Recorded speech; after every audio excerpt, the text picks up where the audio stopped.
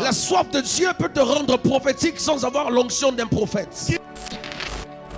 Que le diable attaque dans la vie d'un homme ce à quoi il s'attache. Parce qu'en fait, l'objectif du diable, c'est ta foi. C'est de te séparer de Dieu. Si ta foi en Christ est basée sur ce que Dieu te donne, le diable attaquera ce que tu veux avoir pour te détacher de Dieu. Est-ce que vous savez que ta relation avec Dieu peut te maintenir dans ce à quoi Dieu t'a promis? La soif que tu as de Dieu, c'est la seule chose que même un millionnaire ne peut pas avoir. C'est ce qui te maintient dans ta relation avec Dieu. La présence de Dieu dans ta vie, c'est ce que tu as que les autres ne peuvent pas avoir. Quand tu l'as, tu peux avoir tout le reste.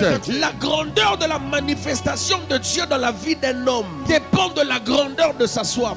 C'est que si tu apportes vers Dieu un gobelet, Dieu remplira le gobelet. Si tu apportes un seau, Dieu remplira le seau. Si tu apportes un fût, Dieu remplira le fût. Si tu apportes une citerne, Dieu remplira la citerne. Tout dépend de la grandeur de la soif que tu présentes devant Dieu. Celui qui a plus vécu Dieu, il a une plus grande soif que celui qui n'a pas vécu Dieu à un certain niveau.